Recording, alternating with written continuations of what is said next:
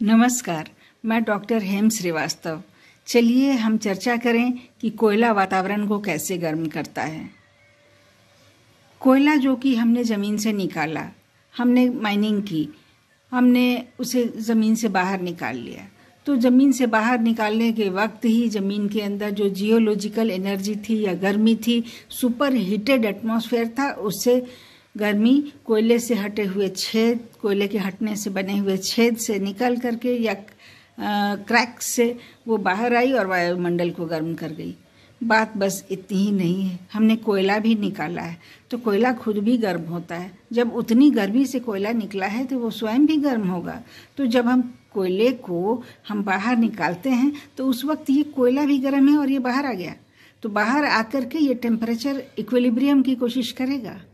Temperature equilibrium में क्या होगा कि कोयले की गर्मी हवा में और हवा की ठंडक कोयले में। तो इस तरह से कोयले से जो गर्मी उसमें नेचुरली जो उसमें उपस्थित थी वो गर्मी वायुमंडल में आ गई, तो वायुमंडल थोड़ा भी गर्म हुआ। ठीक है, इसके बाद वो कोयला भूमि पर है। अब देखिए कि कोयला नीचे जो पानी का संचयन कर रहा था ज़मीन के अंदर रह करके, अब वो ज़मीन के अंदर अब वो पानी नहीं है। इस पानी के चलते टेम्परेचर बैलेंस भी बिगड़ गया। पानी से ज़मीन के अंदर भी धाराएं चलती हैं और कहीं ना कहीं कोयला चूँकि पानी को स्टोर कर रहा था, इसका कुछ ना कुछ योगदान ज़मीन के अंदर के पानी में था, वो भी अब कम हो गया। तो इस स्थिति में ज़मीन के अंदर गर्मी को भी पकड़ने वाला कोई फैक्टर कम हुआ, जिसके की कारण वो गर्मी भी बाहर का ही रास्ता ढूंढती है। और कोयला बाहर आया तो उसके बाद हम कोयले को किसी ना किसी प्रकार से जलाएंगे, चाहे हम उससे रेलगाड़ी जलाएं या बिजली बनाएं या फिर हम उसका ईंधन बनाएं। हम कुछ भी करें, हम कोयले का उपयोग हम जला करके ही करते हैं। उसको जला करके हम ट्रेन चला सकते हैं, करते ही हैं। हम उसको जला करके हम बिजली बनाते हैं, थर्मल एनर्जी इसे कहते हैं। थर्मल एनर्जी जो कि इसी हीट से बनती है, इसी गर्मी से बनती है, तो ये भी बनी। तो हम इसके विविध प्रकार के इस्तेमाल करते हैं। इसका हम चूल्हों में डाल के घरेलू ईंधन के रूप में भी इसका हम इस्तेमाल करते हैं। तो फिर क्या होता है, फिर जब ये जलेगा तो इस धुआं पैदा होगा और गर्मी पैदा होगी और इसी गर्मी को हम ईंधन के रूप में इस्तेमाल करते हैं। लेकिन ये गर्मी आई कहाँ से? कोयले के अंदर ये गुण आया कैसे कि ये गर्मी को रिलीज करेगा, एनर्जी पैदा करेगा, जिससे कि हम बिजली बनाएंगे या फिर हम खाना बनाएंगे या रेलगाड़ी चलाएंगे। ये कैसे होगा? तो ये ऐसे होगा कि कोयला जब हम जलाते हैं तो उसके पहले हम ज़रा सा इसके इतिहास को समझ लें। कोयला बना कैसे?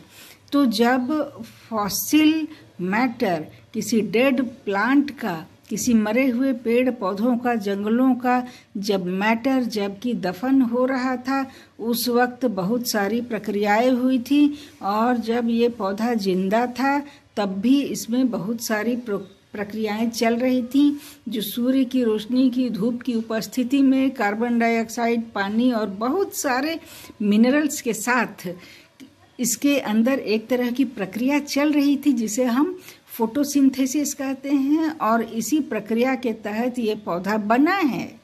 पौधा हम देखते हैं कि एक अंकुर से कितना बड़ा वृक्ष हो जाता है।